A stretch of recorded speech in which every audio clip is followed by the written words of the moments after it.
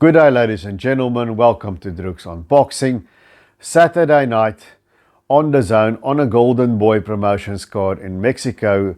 Our local fighter Sabelo Ngebinyana will get an opportunity, the best opportunity of his fistic career for sure, when he's in a WBC world title, eliminated in the junior featherweight division against the unbeaten Golden Boy fighter Alan Picasso Romero. If that's a fight that you are interested in, stick around and let's break it down.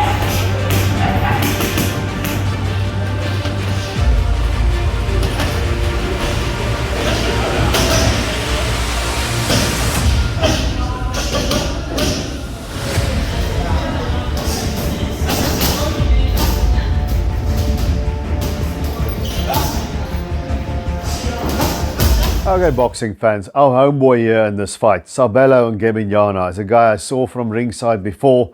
He's got a record for 15 wins of 11 knockouts, 6 defeats and 1 draw. He's one of those tough journeyman fighters that is better than his record indicates. He's a tough night's work for anyone, trust me. Now, he's been thrown into the deep end from early on in his career, and he's fought some fighters early on that have proven to be at least competitive on the world level. I'm talking about guys like Atinkosi Dumesweni, Yanga Sikibo, who recently went the distance with Kosei Tanaka, and London Ngeke. He lost on points to them in their backyard. Now, in his last fight against Tony Rashid on the road, he got a draw, which tells me that he actually probably did enough to win a close fight. But before that, he was stopped the first time, only time in his career, by Philippus Ngitumwa. Now, Philippus Ngitumwa gave a very good account of him after that, losing on points against John Real Casemiro, whom we know is a dangerous fighter. So nothing to be ashamed of. Ngitumwa didn't have an easy night against Ngebinyana either. But then he's also won some fights. He had a good win in England recently against Ashley Sexton. He stopped him. And he also was the first guy to put a defeat on Ricardo Malajica. And now we've got a junior bantamweight that's doing very well on this world rank, Siko Ngotole, and then Ngebinyana also stopped him. So he's got a very in and out career. He's beaten some very decent guys, and he's also lost to guys. So the thing with Sabelo Ngebinyana, he never really goes on a streak. It's up and down, up and down, up and down. But now he's suddenly in a WBC eliminator. How he got there, how he was chosen, that's a mystery. It's a sanctioning body mystery, but thanks for the opportunity. I'm sure we'll take it. And the reason why it happens, I can only think this kid that is fighting, Alan Picasso Romero, is a future star. So the sanctioning bodies are sort of bending to accommodate him, as we know they do. And he's the Golden Boy guy, and Golden Boy won't sign a guy, won't be involved with somebody if they don't think he's a potentially a special talent. Now, Romero is only 22 years old. He's got 24 wins, including 13 knockouts, no defeats, and a draw early on in his career. He's on a 6-fight stoppage streak. And in his last fight against Villanueva, he fought a respectable fighter of 21 3-3 record, 21 wins, 3 losses, 3 draws. So he's fought good fighters with good records, but not top 10 kind of fighters. I think Sabelo Ngebinyana probably fought the better fighters. But not by much, but I think Ngebinyana fought the better fighters. He has the more diverse in-ring experience. And on top of it, don't forget that Sabelo is a southpaw. So that's also something different that Picasso Romero is going to have to deal with. Now, who is Alan Picasso Romero? What is his style like? Now, what I've seen of him, he's got quick hands, he's got quick feet, there's definitely talent there.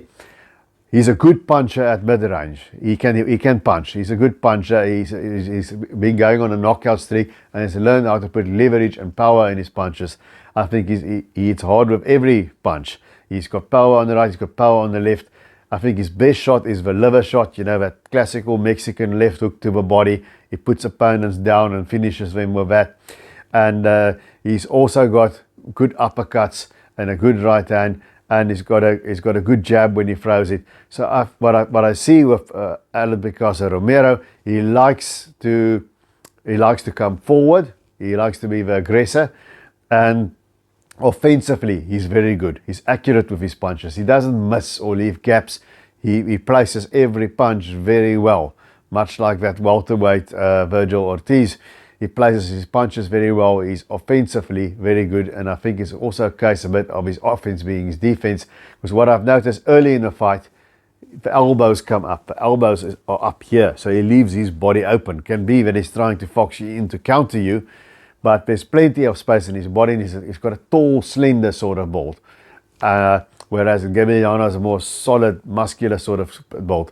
So there is big real estate there to exploit on the body of Picasso Romero. So if I'm Ngebinyana and other opponents have done it well and had some success with it, jab to his body, hit him in the body, go upstairs. And especially early, I think Picasso Romero, it takes a while to get going in the fight. And he gets hit early in the fight. The first 2 rounds, his opponents, I've seen them tee off on him, and he sort of stands there. And then it's like almost like Junior Makabu, they hit him loose, and then he starts fighting. And I think that early start is some early slow start, and he's also a bit of a slow starter. And Ngebinyana is something that he can exploit. And Ngebinyana is a southpaw. I think he's got good power. He's now up in junior featherweight, where he started at junior bantamweight.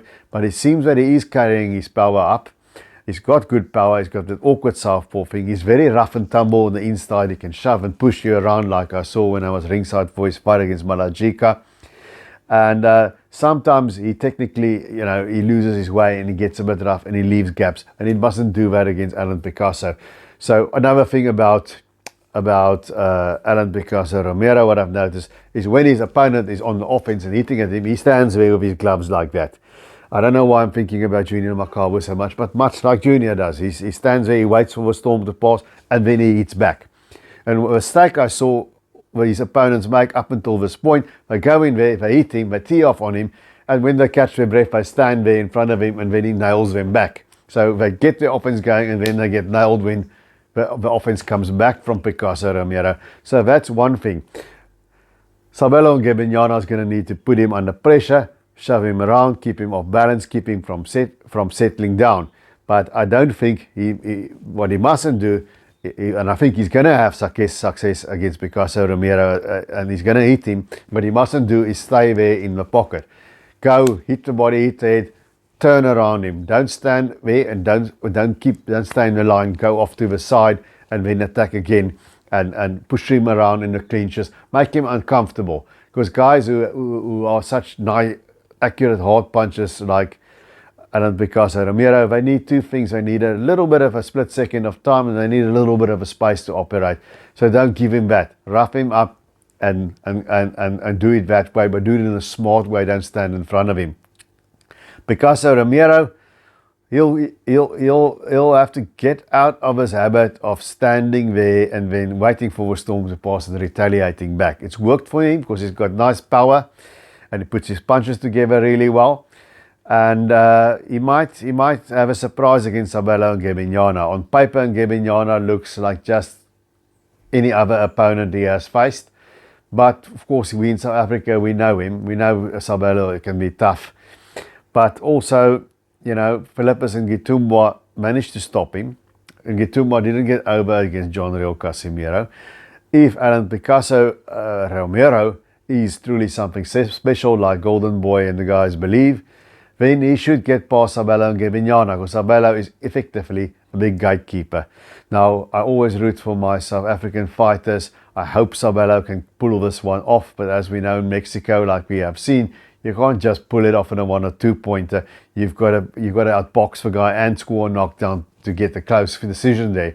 So he's going to have to perform very well, and he's going to have to drag Alan Picasso Romero into deep water. And Picasso Romero is not Ashley Sexton that Sabelo beat in England. He's a much better fighter than that, just looking at it with my eyes, even though he's got these flaws that I've pointed out.